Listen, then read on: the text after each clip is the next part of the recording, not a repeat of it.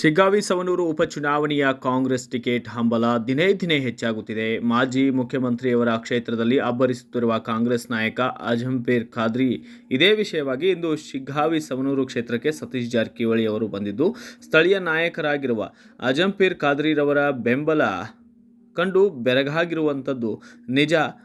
ಈ ಸಂದರ್ಭದಲ್ಲಿ ಕಾಂಗ್ರೆಸ್ ಮುಖಂಡರು ಮಾತನಾಡಿದ್ದು, ಈ ಸಾರಿ ನಮ್ಮ ಬೆಂಬಲ ಅಜಂಪೀರ್ ಖಾದ್ರಿ ಅವರಿಗೆ ಎಂದು ತಿಳಿಸಿದ್ದಾರೆ.